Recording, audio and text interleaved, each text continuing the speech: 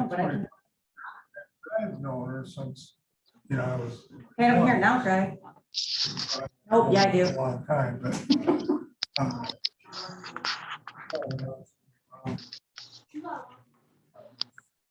And the two things in a crime. Sleeps about 20 hours a day. It says the meeting's in progress, but we can't see anything And this else time she was off. as well. Out there, you can on that screen. I noticed that, but not on this screen. He's 90. Yeah. Sorry, just noticed that it actually sat back down. She's about 5 years old. Oh. She's a lot younger. My dad basically takes care of her. She lives like now. Okay. There we go. No. Yep. You still hear that sound? I don't know. All right. It was like a Somebody- scratching It was noise. somebody who just joined and there was some background noise. Oh, okay. So, Thank you. All right, it is 5:31. So we will begin our pre-meeting. And for June 21st, and can I get a roll call, please? Mayor Heath, Present? Commissioner Halt, Present. Commissioner Roberts, Present. Commissioner Watson, present. Commissioner Strayer, Present. Commissioner Gauss, Present. Commissioner Castleberry, Present. all commission members present. Okay, I will now turn it over to our city administrator, Greg Elliott. Thank you, Mayor. So first item for discussion tonight is this idea that we briefly touched on in the past of a blight coordinator. Obviously, we now have our new community development director on board who's with us by Zoom right now, by the way. And so we thought we would revisit this, see if there's a sense that it's still something we want to explore. See if maybe there's other ways we want to think about it now that we have been successful in filling the community development director position role.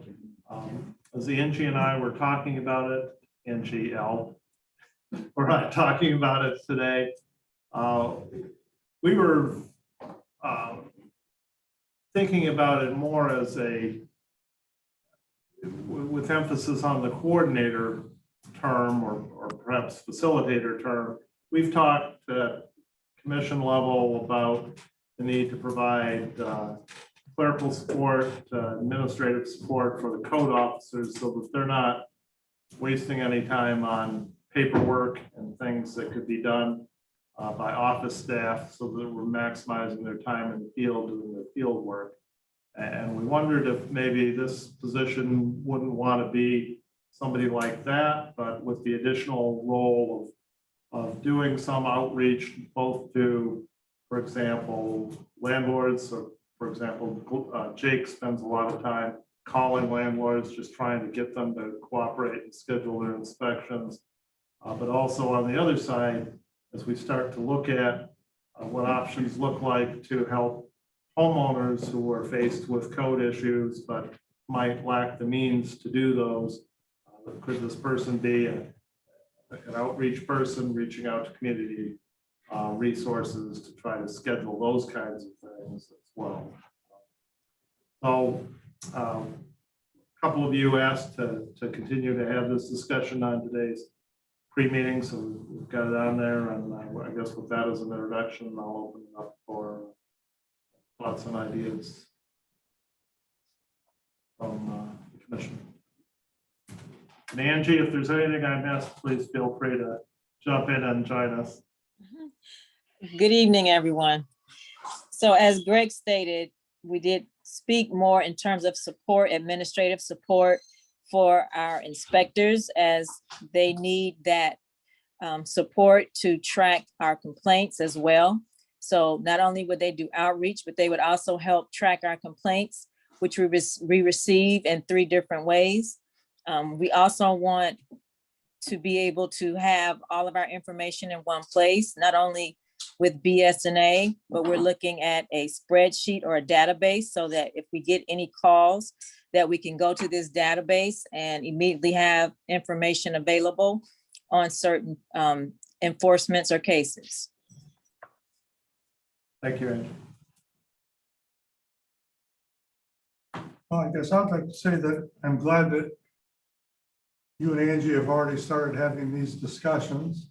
Because I know that we had had similar discussions in the past as far as more support for Glenn in that department. So basically, it sounds to me like we're giving the code enforcement people a little bit more time to have boots on the ground, so to speak. Yeah, I think that would be sort of our vision of it, but like I say, I'm interested to hear what the commissioner's vision for that position would be. Or if you feel like there's a need to move forward with that at this point, or we want to wait and see, as Angie's been in the role longer, how that plays out. I'm real interested in what she has to say, but also, are we looking at this as a full-time position? Well, that was how we originally envisioned it, but, and it's so tough to hire anybody for less than that right now. Mhm. If it's something we're thinking about doing with short term, I think that would be a better call. Well, if you make it a full-time position, then you are probably getting somebody that has skill levels for that type of job, rather than just bringing in somebody at an entry level and trying to get them to work from the ground up. Right. How much outreach do you think that they would be doing? I can imagine that being an important part of the role. Like I say, you get a house, for example, that needs to be scraped and painted, and a homeowner that lacks the resources, however we decide to evaluate that. So that's a question. This would be a person, as we're imagining it, who would reach out to A3 Coalition or whoever it might be.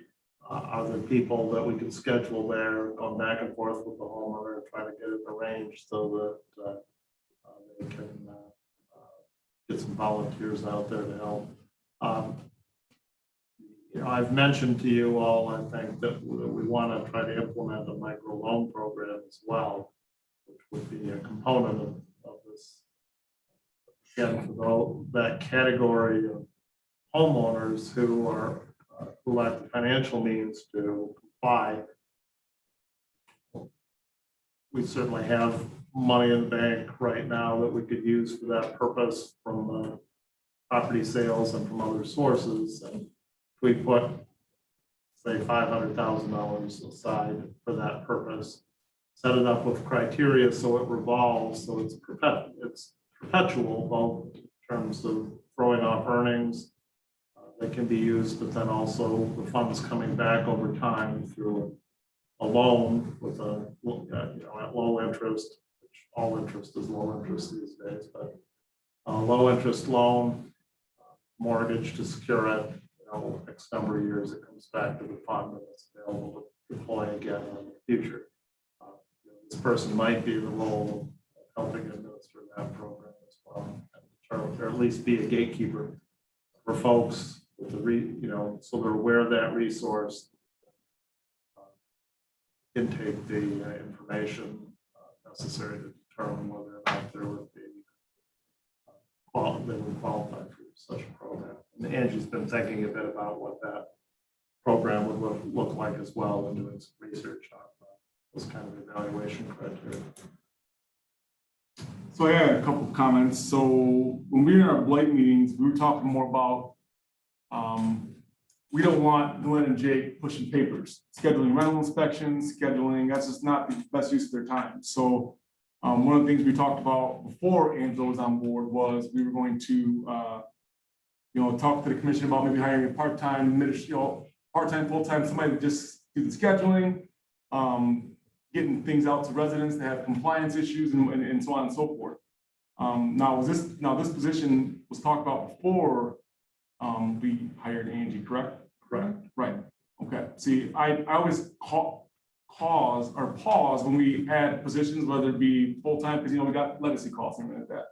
understanding how Blight's important, combating our community, I think that, since Angie is on board, there's our accountability factor in that department. Do we need it? Do we need to add another full-time position to kind of combat this, to be an ambassador is what you're saying, right? With the community, is that where you kind of bridge that gap between the city and the. That would be a portion of the role. And in merging that with what you talked about at the beginning, being that support for the code officers as well, in terms of doing the paperwork and their scheduling and not having them in the office doing, pushing papers. Right, because I mean, obviously, we know that's not the best use of Glen Energetic's time is scheduling rental inspections. So, I'm interested to hear everybody's thoughts are. Angie, can you explain how, because I'm just ambassador, you said you get information 3 ways? Yes, so we have a website where we take in complaints. We also have an email that's on the city's website, as well as our office contact information. And so what we're finding is that the inspectors don't always have time to answer those issues, or they may answer some, but then some may be dropped. And we want to be able to shore up our response time to those complaints to make sure that we are addressing outstanding issues in a timely fashion. So, and this person could also help in that area to make sure that we have taken care of those issues. They can even be the point person. They could also make sure that anything that's on our website is responded in a timely fashion. And yes, our inspectors are very busy and they try to juggle everything, but as you know, it can be difficult to do your inspections and responding to issues that happen in the field, as well as coming back and trying to take care of those administrative duties. So we envision that this person would lend that support, especially with callbacks. Jake mentioned that he spends a lot of time on callbacks and even sending out emails. So those are things that we would want this individual to handle. I'd like to see what you guys come back with. I mean, you guys know it best. I think us committing a full-time equivalent to Blight sends yet another message. We've sent a couple of messages so far related to Blight. This is a much more long-standing position. But I don't know what's contained in it. But what we've talked about sounds like it would be a value add desk job to support the people in the field for the problem that we hear about the most. And I think it can definitely be filled on a full-time basis. But I mean, I'd like to see a very specific job duty though, and not many other tasks as we see fit kind of lines. I'd like to see some outreach too, kind of that ambassador part. So, Right, but I think what Brad's saying, we want a clear-cut job description on what this potential employee is going to bring to the table. Like, what kind of production we're going to get out of it. So when you have that clear-cut job description, are we going to be able to use that job description to look for somebody? Are there people in other cities that have similar job descriptions? Or is it something that we're going to have to hire somebody and we will train them in-house? I think you can get some of the skills you want, but it's going to be a somewhat unique position. So you're going to just have to, with any position now, we try to look for the basic skills and hope we can train them. Yeah, and I think that searching for funding would also be another component of it. On the grant side or state funding or something along those lines, or whatever Angie sees fit to complement that department in that effort. Great. I think I'm looking just for like something that's specific, whether it be, not even necessarily the salary, like what are they going to be responsible for? And so you can hold whoever that individual or Angie can accountable. So before you want to add just full-time positions. So So it sounds like a job description is our next step, which was gonna be our next step with this position anyway. Last time we visited it, the facts have changed since. So the description is gonna be, I think, a little bit different than we envisioned before. And I really, I just really like us exploring this idea, and I really like hearing about the community outreach, because I know we've had people reach out to you and to my office saying, I can't do this, I just got cited for something at my house, and it's some, it's like a little old lady that cannot afford it. And then we're trying to connect the right pieces to get this person, we need that connection piece that's missing definitely. And it's too much to ask Jake and Glenn to remember and try to track down and remember, and try to help them out. So I do think that is a very essential piece, but also in the respect to let Angie really be a community development director to develop our community, and not be, too focused on the blight, have somebody there that is, filling her in and letting her know what's happening and communicating on a regular basis, but so that she's not being, that she can really work on that development piece for our community. Madam Mayor, if I also may say, your comments about having people come to you saying, I don't know what to do and where to go. We get the same kind of complaint from people who have filed complaints in the neighborhood via the website and whatever, and they can't get an answer either. The old, click fix doesn't work anymore. Engage Adrian doesn't work anymore. We've got a system revised that people can make complaints to, but they get absolutely no feedback unless the code enforcement officer finally gets around to posting something, and then they can get it. So they have no idea what's going on with their complaint. We need to do something about it as well.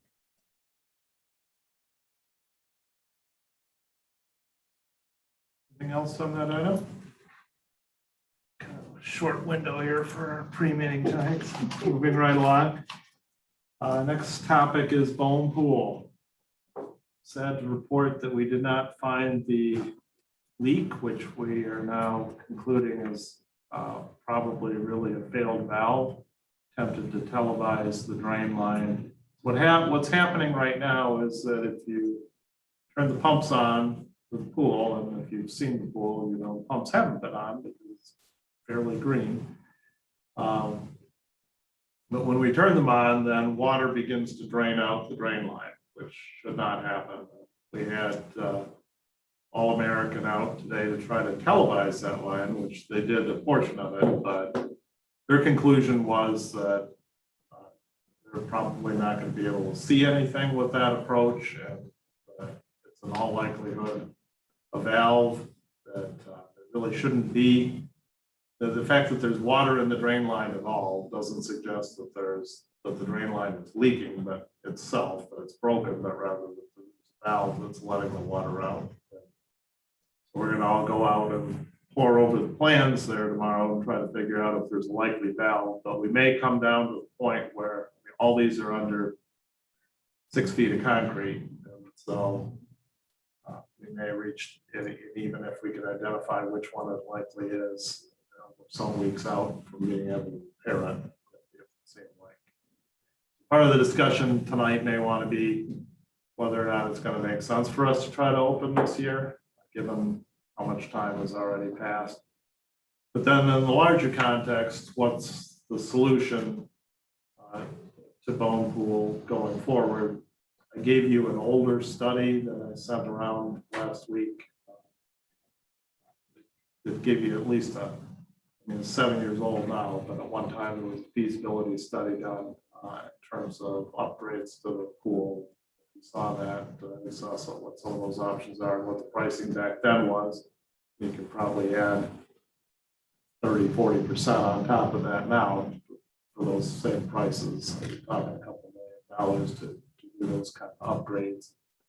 And that's all in juxtaposition to how it performs operationally. So like we touched on last time, there's basically been no capital budgeting done with respect to Bone Pool for pretty much as long as anybody can remember. The approach has been, year to year, well, it's still working this year, okay, let's operate it again. We literally have a year to year agreement with the Y for that reason, because we don't know from year to year whether or not it's gonna operate.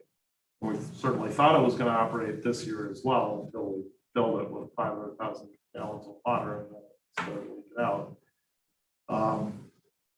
But when it does operate, from a revenue standpoint, and you can maybe screen share this if Michelle can bring it up.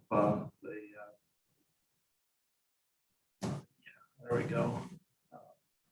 You know what, this is, whoops, had it, there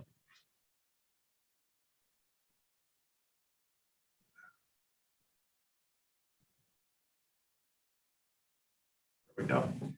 This is year to date, so almost a complete year ending 2021, and then prior 5 years of performance. And you know, it's pretty consistent throughout. We spend $100,000 operating the pool. We do not get any revenue in return.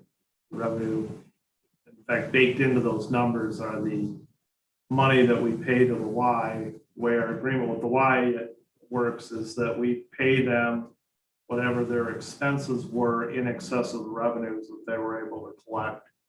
Last year, that was $20,000, so that's a line item on there. You see the $20,624 for this year. That's what we paid the Y to run the pool, you know, net of their revenues that they were able to collect of the expenses from year to year. And so it's costing us $100,000 a year to operate it. That we do not get back in any form, and we put nothing toward, you know, long-term maintenance for years and years. So that's the question is, I guess, what's the long-term vision for Bone Pool? Do we want to explore kind of repairs that are necessary? We can revisit this if we find out more in our investigations tomorrow, but you know, the message I guess I would have for you tonight is it looks not encouraging in terms of having it open in the next several weeks. And even at that, it's going to be a very expensive repair to, it would look like, to try to get down to whatever valve is the problem and repair it so we could still operate this year. Talking about a couple $1 million to bring it back into a condition where that would be something that we'd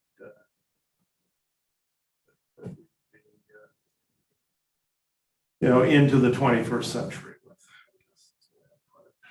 I think public pool is an integral part of our park system. I think it's one of the, knowing the numbers, there are over 120 kids that are signed up for the Bone Pool Wave Runners this summer.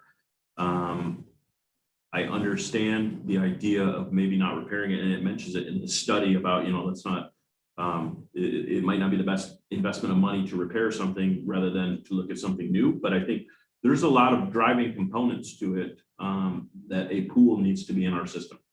And you know, I mean, I've got the history in the background that a component of it should be a competitive pool outside, but it should also have some of these fun things, as you just mentioned in your closing comment, into the 21st century. Makes total sense to me. But we've got programs that count on that pool. We've got kids that count on that pool. And I think I've said it in these meetings before, you go around the city of Toledo, Sylvania, that area, they built neighborhoods around the pool. And the most exciting thing of the summer, one of the most exciting things of the summer, is to pull up for one of our swim meets at those, and the fence is lined with bikes. That's exactly what a community pool is for in the summer. I think that we would be very short-sighted to put mothballs in that pool and call it done, that we don't have a community pool anymore. And in this 2014, where they said things are going to be needed in the future, have any of these things done, like the new pump pit, or has anything happened since 2014 at all in that respect? Do you know? Matt, are you on? Yeah, I am. Not to my knowledge, nothing has been done on that list. Because LAD can agree. I mean, our first 3 years on the city commission, we didn't do any capital projects, none. That's how we balanced the budget. We just cut capital off. So, you know, piggyback on Brad's comment, the $100,000 loss, I mean, our recreation department costs us $300,000 a year. But we have, as a quality of life component, we knew we were gonna lose money every year on it. You know, but that was one of the reasons why they cut it, because they were cutting everything else. You can't cut any more employees. Now you gotta cut the department. And then luckily, you know, the Y kind of got on board, but a pool is important. I mean, that's my childhood, that pool is, and I take it very personally. But I would hate to even see it be closed for the year, even if we opt to go with bond new pool out or something, you know, go with nature. That's a long process. That's years to develop and sell to, It is. to do it right. So I would support fixing it, getting up and running this year, and then we'll figure it out, the long-term plan, you know, Yeah. eventually, so. I also think we need to get it up and running, and it's been hot, and, you know, I know it's wanted, it's needed. My children grew up in that pool, I grew up in that pool, and, you know, it's just, it's a part of our community, it's the children, like you said, all the bikes lined up at the fence, you know, it's been sad, I ride my bike through Riverside Park, and there's nothing there, and it's really sad, because there's nothing happening at the pool, because nothing can be happening right now, but, that's just, you know, our community needs that. And, you know, especially in the heat of the summer, and they have that. It's also just great to keep our kids out of trouble and to have family time, and, you know, all of those components, I just think are really essential, you know, and I do think that we need to get it going, and but I do think we need to look at, because, you know, the fact that it is losing money, just like this stated, you know, if we can upgrade, if we do figure out a way to get it as a capital expense, and we start building that money, and we start making those bigger upgrades to Bow Pool, maybe it won't be losing so much money, just like this study said, you know, we'll be attracting, it'll be an attraction, and more people will be coming even from around the county.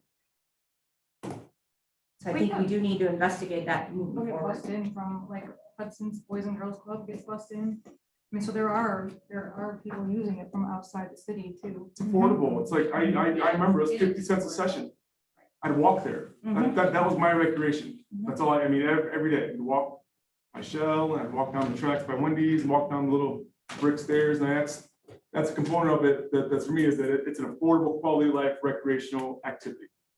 For hours, and they're outside doing something. Yep. And we have a lot of amenities. We have the Kiwanis Trail that costs us money every year.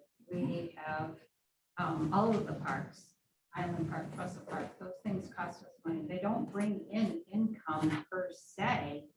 To me, this is just one more piece of that park system that you mentioned, that yes, it costs us money to run it, but there are other things that we have that cost us money to run and upkeep too, that we have been upkeep. But at some point, we have to stop upkeeping though, and actually look at, like how long is it, how long are we gonna, I certainly don't want to mothball it either. But if it's, you know, if we're looking at it being on its last legs, and it's gonna take a couple of years to implement something new, we really probably should start planning that now. And I think that goes along, I know Commissioner Strayer and I had talked a while, probably a year or two ago, about Heritage Park and the parks. Maybe we do look at an overall bond for our park system. You know, and that would touch all of the parks. And we do a massive upgrade to all of our parks and get them to the 21st century. I have no idea what that would look like, or how you do a bond, or how much that would cost, but if our park systems and our amenities are important to our residents, as we think they are, then that's something we need to start looking at.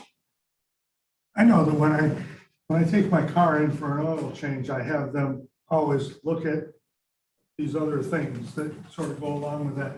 I think if we're going to go this route, whoever we have do this work needs to look for other potential problems that could crop up over the next couple of years, so that we don't get in this position again.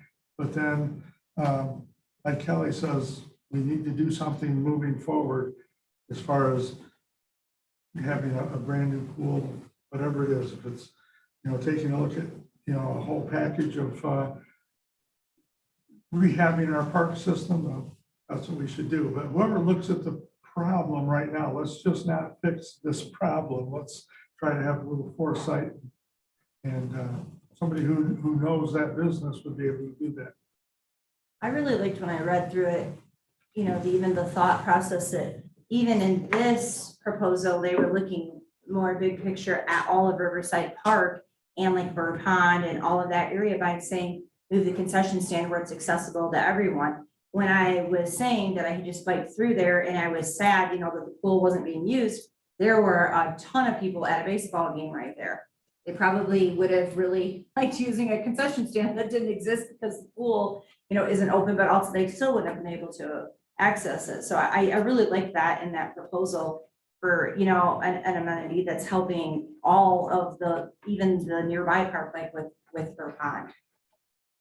I think from a bond standpoint, if the voters know exactly where that money is going to go, they'll be more apt to support it. Now, if it has a bunch of pork in it, we're doing this and that with it, that's different, but if you tell them, hey, we're asking for going up $1 million, right? You know, and you tell them we're gonna do X, Y, and Z, they're gonna be more apt to support it than to just say, oh, you know what? I don't want my taxes to go up for that. Kind of with the library or APS bond they passed, it's all about selling to the public and telling them exactly what you're going to do with their money. 120 kids, impressive swim team. Yeah. Very impressive. That's a lot of kids. Matt, is there anything else you wanted to add that I didn't bring up? No, I think you kind of hit the topics that we needed to cover. I'll start looking at an RFQP. I know we've done one in the past. I'll start looking that over again and seeing if there's anything else we need to add to that, and we'll hopefully present it to the commission shortly. So with this in mind that you're meeting tomorrow with somebody to possibly fix a valve, I mean, what can we do tonight to expedite this, that you have authority to, you know, a certain amount of repairs or something like that above and beyond maybe what administrator rights are, which is $10,000, I believe. I mean, what like, because Can they fix it days tomorrow? matter right now. Well, we're meeting ourselves internally to go over the plans and try to identify a plan of action. You know, the actual pool companies, and Matt can speak to this better than I because he's talked to them, you know, who are experts in this kind of thing, are 4 weeks out, Matt, from being able to even come look at it. Yeah, I talked to 2 companies, and one was 3 to 4 weeks, and one was 4 to 5 weeks out. So we're gonna see if there's a, you know, at some point, we're gonna, as I envision it right now, we're gonna have to take a risk and say, all right, we're 70% sure it's this valve. We're gonna go after, we can go after it and try to repair it. That, you know, if there's one valve we're replacing, Matt, what's it gonna cost? Ballpark. Gosh, I don't replace a lot of valves. That might be a better question for Will, but I would say it would probably be under your $10,000 threshold. And that's nothing that our utilities department could do. I mean, it seems pretty similar to somebody who knows nothing about pools or about utilities or moving fresh water or dirty water or anything. That's nothing that we could take our backhoe and find it and put back in. It's certainly something we'll pose the question to the utilities department. I see Brad is the one that's sending an RFP out to get it fixed. I mean, that's a process. You have to take the bids, send the bids out, then it's back, bring it back to us, like. we don't have time. Understanding that the utilities has a full-time job making our water lines good. I get all of that.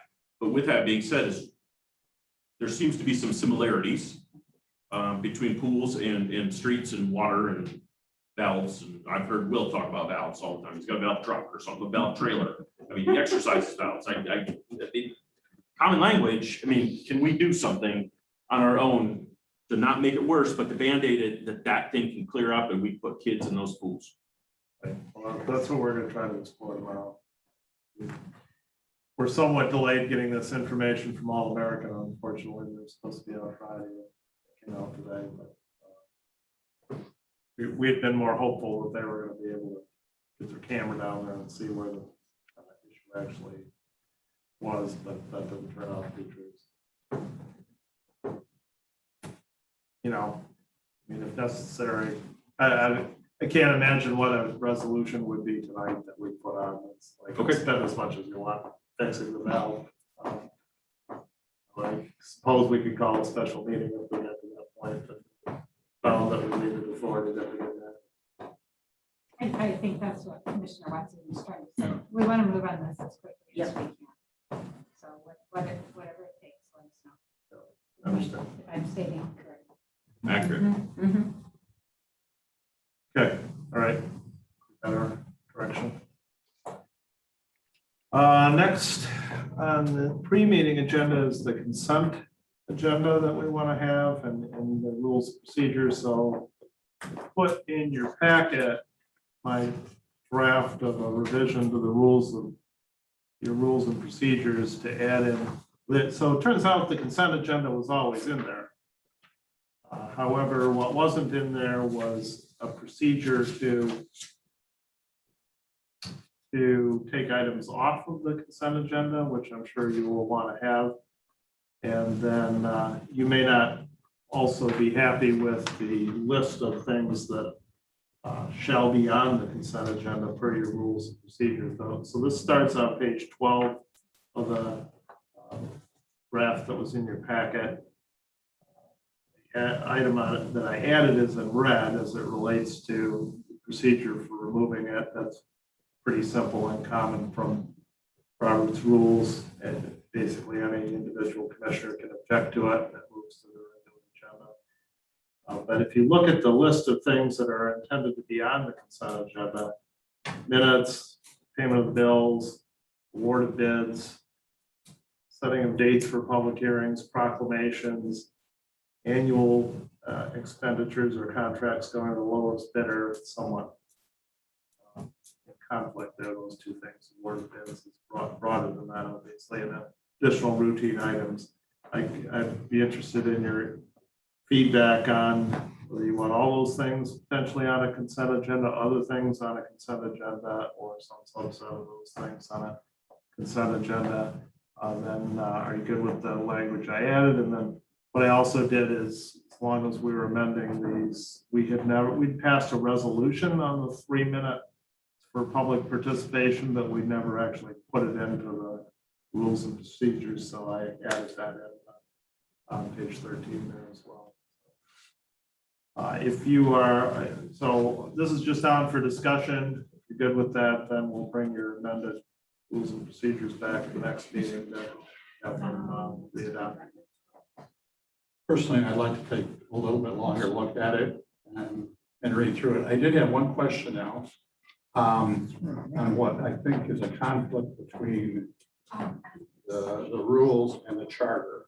That's with regard to special meetings. This document being presented shows that any 3 members, the mayor or any 3 members can call a meeting. The charter says any 2 members. Is there a reason for that difference, or is it just a fix? Yeah, that would be another fix. So Okay. we could, I did not look at every item. Well, and I haven't either, so, but that's why I want a little more time to take a look at it. Okay. When it comes to the consent agenda, I'm a little concerned on just with setting dates for the public hearings and putting that in there, because I feel like I know people, if they know about the public hearing, they should read, through everything. They can see that on the consent agenda, but are they gonna catch that? Is it gonna look transparent enough to the public that we're having this public hearing? We already hear enough. Well, I didn't know there was a public hearing. I didn't come. We hear that setting it as a resolution by itself, setting that public hearing. I'm worried if it's buried into a consent agenda, it's gonna be even worse.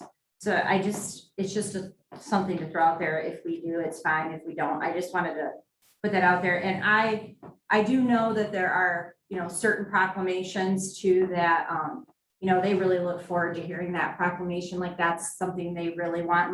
Like I'll use like when we gave one to Frank Dick a couple years ago when we were actually in person all together. That's something that was very special. A lot of times when we're in person, they come for that proclamation and we present it to them right there. So I personally would I would like to not see proclamations in there, but I also, wanted to hear what everybody thought about the setting the dates for the public hearings. I mean, we only stopped doing consent agendas because, and you correct me if I'm wrong, a former commissioner didn't like some of the planning commissioners' reappointments, and they caused us to think about that, and then so former Mayor Barron was like, you know what, we just won't do it anymore. We stopped doing it, but with their marijuana applications now, our yearly renewals and whatnot, and the low bids, I think that's, I mean, low bid, we can pull it off, we have the ability to pull it off if somebody's, we have a big discrepancy and like, wait a minute, why is the number so off? And let's pull it off, let's talk about it. But yeah, the proclamations, I don't see why those should be in there at all. And that's something that the Yeah, public. it doesn't, I would agree, that doesn't make sense. The whole point of it is to read it. Right. And I was here when we did it. I don't remember that being in there.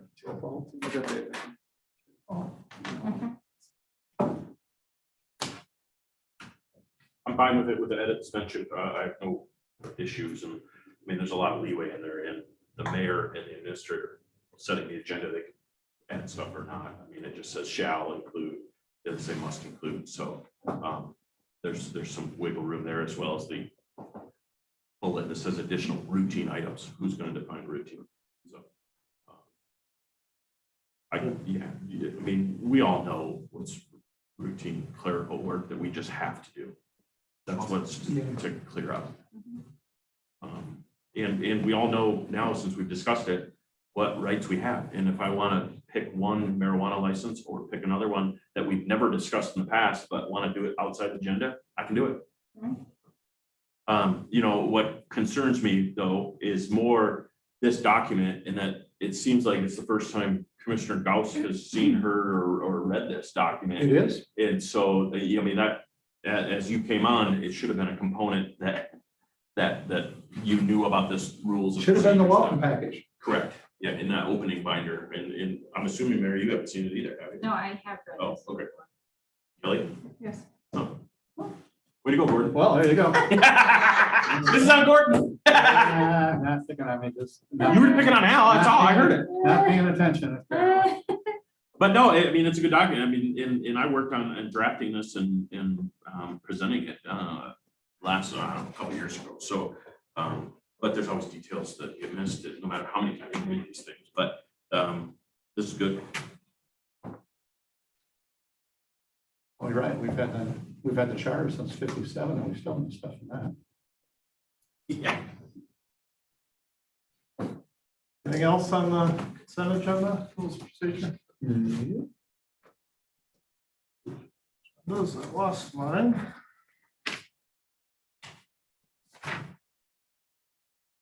Use of mobile food vending special event fees. So the idea here, this came up particularly with regard to Artelicious. So just as a reminder, so far you have designated 2 special events where mobile food vending, aka food trucks, can occur. Artelicious and First Fridays.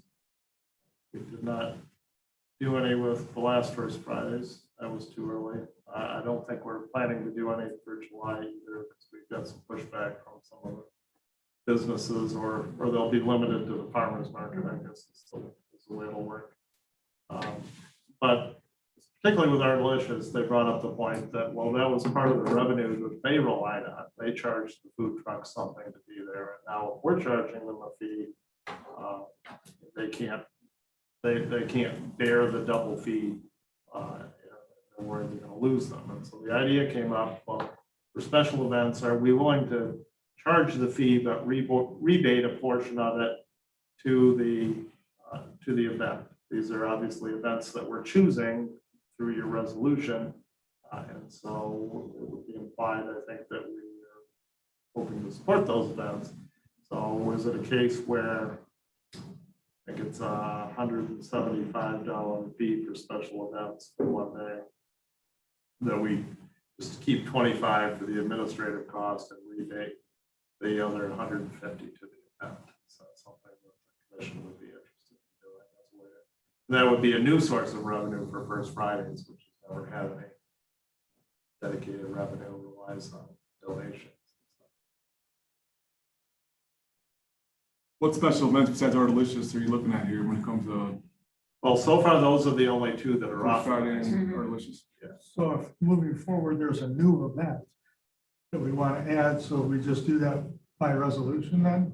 if you want to add another one, you just do that by resolution. Welcome back bash, maybe that one, because we've had some communication from them indicating that they're interested in having food trucks. What commissions? I'm fine with it as long as we make ourselves whole. Administratively, right? Yeah. You come up with that number that's 25, 30, I don't know how much time it takes to process that stuff. We're not in this to make money off of. Right, fees in general are, That is happening. right, fees in general, you know, you should only be charging as much as you need to administrate a program. These are a little different because we're charging the fee almost in the nature of a license fee to use public space to hold an event to actually make money out in the case of food vendors.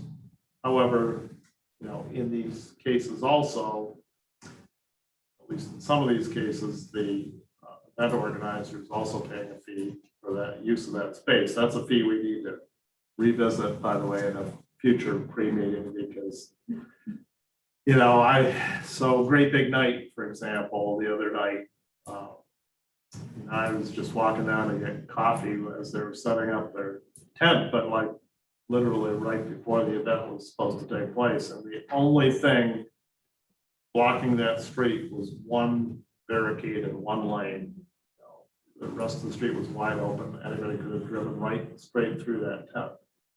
That's just not, to me, an adequate way to close the street, but charging $75 to close the street, you can't do much more than that.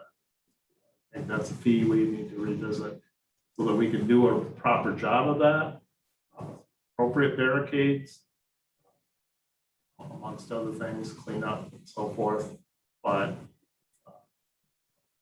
you know, it's probably not going to be $75.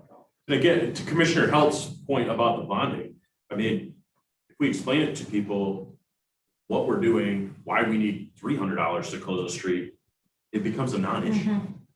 It's when all of a sudden that quadruples and people are like, why did that quadruple? All you guys do is vote on it. What difference is it?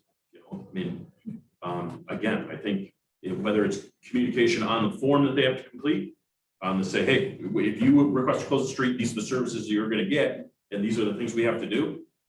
Fine. I mean, especially for an event that's going to close a street, odds are they got a budget of more than $500 if we're going to take 300. I mean, it's going to be a legit event with the circus tent and all that stuff. I mean, well, right, and then, well, we would hope it'd be a legitimate event. That's the other component of that discussion. You know, right now, we have no criteria for evaluating one request for street closure versus another. and that could weed some of it out, as Well, unfortunate as it sounds. I mean, yes, but also we should have some criteria. Sure, like if I come in and I said, you know, I just want to set up my tent in the middle of the street. You know, I got nothing going on, but I got $75 in my pocket, you know, that's probably not a street closure we want to allow. But we don't have criteria right now that allows us to evaluate that when we're considering those permits. You're gonna tell you the Croswell did it, why can't I do it? Right. Yeah. Yeah, my tent's just as good as theirs. Right. So that's a few, that's for a future pre-meeting. Yeah. Conversation. That, I think I understand your direction on the use of the special event fees. And with that, farmer's market annual fees. So by that, I don't mean just for the farmer's market, for the use of the pavilion over there. In the case of the farmer's market, they also ask to be able to use the parking lot. So that is, the way we charge that normally is it's $300 for the pavilion and $75 for the parking lot. Yeah, probably light on the parking lot side, but for the farmer's market, they can't afford that all summer long, every Saturday, all summer long, obviously. So the question is, what would an annual fee look like to do that? I don't think it's comparable necessarily to food trucks. I mean, we thought about, well, what's our annual fee for a food truck there? Do it from memory. It's a non-city based one. I think it's $450, $500, somewhere right around there. That's the highest it gets. And so- But we allow for food trucks there, so potentially that's revenue of $2,000 for a day. If you get the most expensive permit, well, no, a year. If you get the most expensive permits, somebody came there and used it every day. You know, is that a number that would be more realistic for an annual permit for somebody? Keeping in mind that it's only gonna be for one day, it's not give them a limited use of the property, of course. But we haven't, you know, some of the commissioners have asked from time to time, you know, are we charging the farmers market their fee? And the answer is we've deferred it until we can come up with a formula that works on an annual basis, because you know, they obviously can't afford the daily permit fee that we normally charge. When you're talking about renting out the parking lot that goes along with the farmer's market, what are we gonna do about all of the city vehicles that park over there? Well, they stay there. I mean, but what they ask is that we put signs up saying farmers market parking. Well, parking for farmers market only. That is, I think, the way. And Matt, if you're still on there, maybe you know exactly how that operates. You there? Yeah. Yeah, so generally, we do get requests for the parking lot there, and they just ask that our vehicles are moved to the back. There are about 6 spots reserved for city vehicles only. So all the vehicles will fit back there except for about 1 or 2, and we put that one as far away from the event as we can.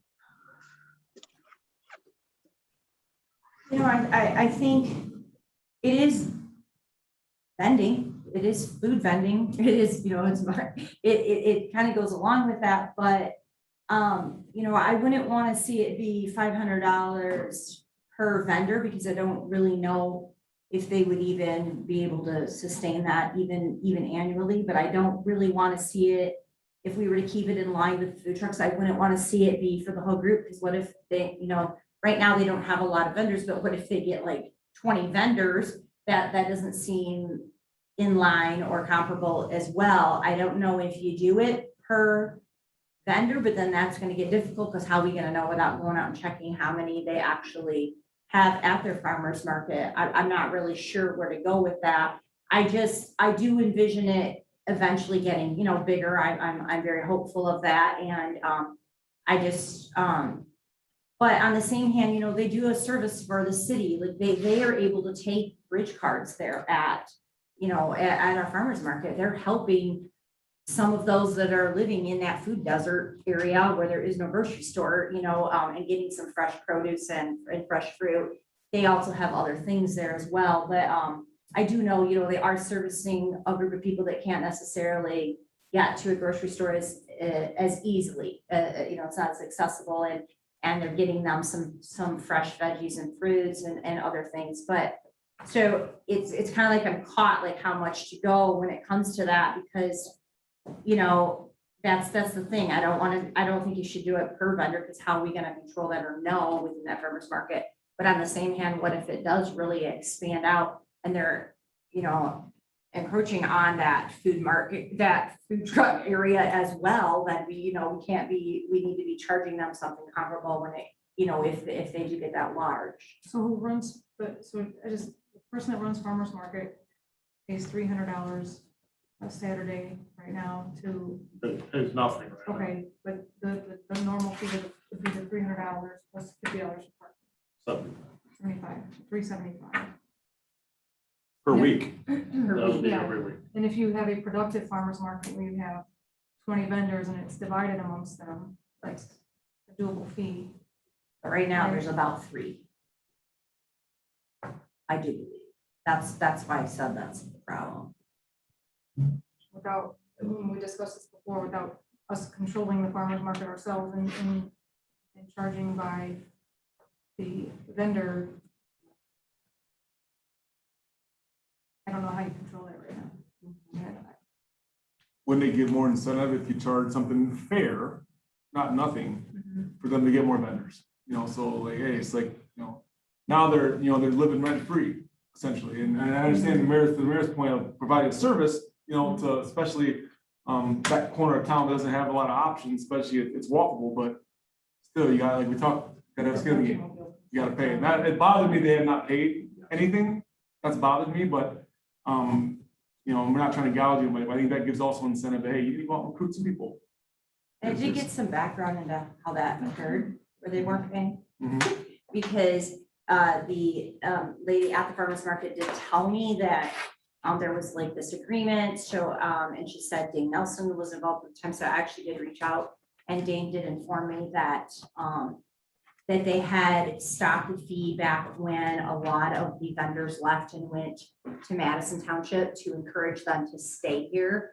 They stopped charging them the fee at the time, but it was never anything written. It was just, you know, a verbal that for the time being, we're going to discontinue charging a fee of any kind here because they had lost so many vendors and they were trying to rebuild it. But that's just where it got left. So then nothing's been done since then. But that is how that precedence was set, just so you know. Is the DPA involved in this at all? No, and they've kind of tried, and it has been an effort that First Friday's also tried, like, why don't you come apart First Friday as well? And it's been, those have been ideas that they're not really interested in. Farmers Who? market? Correct, the farmers. Well, then get a different organization to run it. Yeah. And I just pulled up the companies run by the chamber, which is a combined chamber. Yeah. So why don't we approach the chamber to run something on Well, Friday night? But Which not we're doing it. looking at. Well, We've been We've had trying. those discussions. We're trying, but it's just, they're not ready for it yet, but. I mean, they can continue, we could put the fee out there for Saturday morning and say, hey, this is what it is, but. I mean, obviously, somebody, again, it goes back to the open market, somebody else needs to run it. And just take the reins from us that we can charge them some number that's nominal to sweep or whatever we do for it and let them use our assets. I mean, if you're not interested in moving in a day, like to Friday, or whatever, like why, the question, why is Madison Township continuing to grow when it comes to their farmers market? Like how, I mean, we are the county seat of a city of 20,000 people. How come they're not coming downtown? It just makes more sense to be downtown. So, and I guess they're not interested in, that's, all right, well. Do it's they up to not you. charge anything in Madison Township? Do they just show up? It's just in a parking lot, that's Yeah. a private parking lot, so I mean, That's just it. It's a private thing. So if there's Madison Township may not have any control over that. But ours is free too though, so why, well, I mean, It's a matter of location. I've talked to these people about it. That's- 223. They'll say, yeah, it's on 223. People can drive by it and see it and stop. Or here, it has to be a destination. These fees are interesting.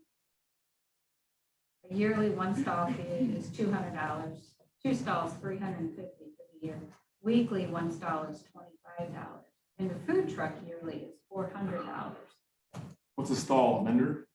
They actually have stalls. They have stalls. Yeah. They have, this is your spot, Basically, take- your spot. but again, this is the chamber's management of this, it's not the city taking care of this. Right. And the chamber wants to come in and do that on whatever day it is, doing their thing.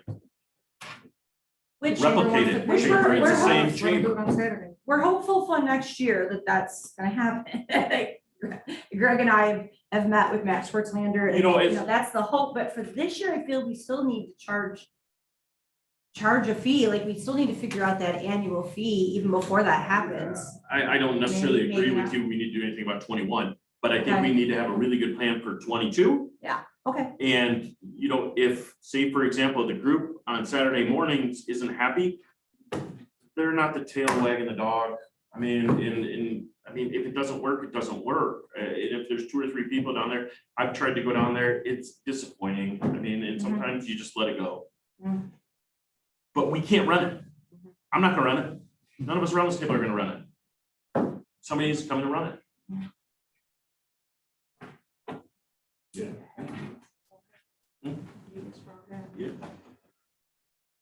Consensus to punt on the fee until For 21, I think so. next I year, mean, it's but make too late clear in that the there's season. going to be a substantial fee next year.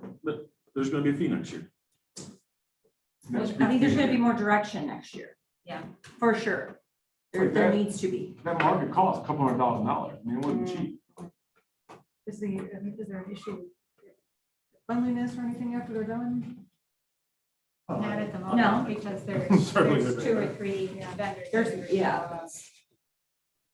showing up. And I understood the concern with obviously the $300 a week fee is something that was just impossible when there's only 2 or 3 vendors there. That wasn't definitely not worth it, but. Okay, well, we're running out of time here, so Mary, you probably want to do public comments so we get to our special meeting. At this time, we're going to have public comment, and just to remind everyone, please say your name and address before you begin.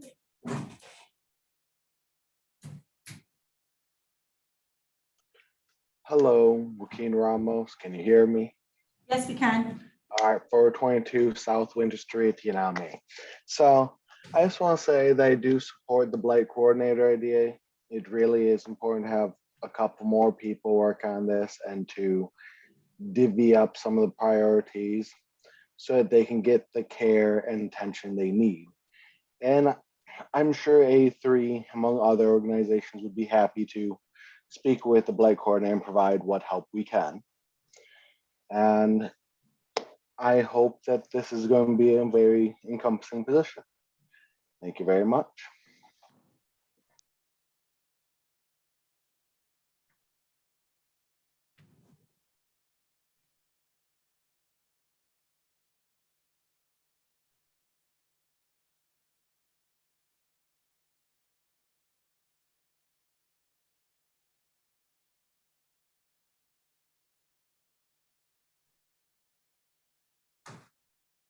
Hearing no more public comment, may I get a motion to adjourn?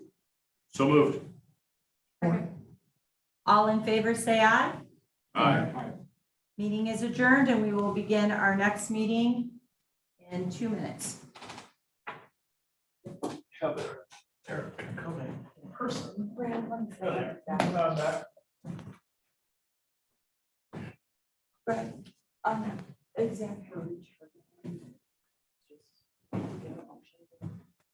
Session for union negotiation.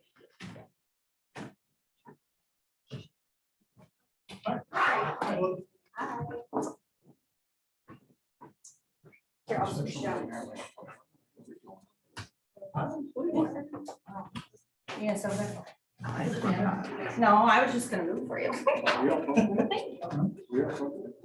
Yes. I thought that's why you put a clean shave on.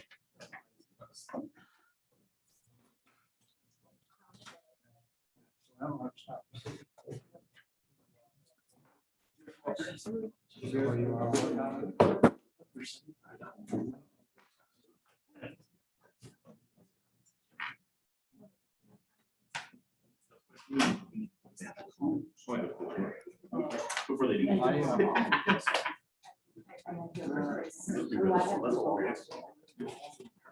Right, I had to just do roll call right after I called the meeting order and I need to chase motion. Okay, just double check. All right. I'm going to call to order the meeting, our special meeting that we have. And for June 21st, 2021 at 6:30 p.m. And at this time, I'm going to ask for a roll call. Mayor Heath, Present. Commissioner Hill, Present. Commissioner Roberts, Present. Commissioner Watson, Present. Commissioner Strayer, Present. Commissioner Gauss, Present. Commissioner Castleberry, Present. all commission members present. At this time, I make a motion to enter closed session to discuss union negotiations. Support. Second. I have a motion from Commissioner Watson. With the second from Commissioner Halt. Roll call, please. Commissioner Hill, Yes. Commissioner Roberts, Yes. Commissioner Watson, Yes. Commissioner Strayer, Yes. Commissioner Gauss, Yes. Commissioner Castleberry, Yes, clearly. Mayor Heath. Yes. But this time, we're gonna wait here until Michelle gives us the thumbs up. I don't wanna start until I know we're really close.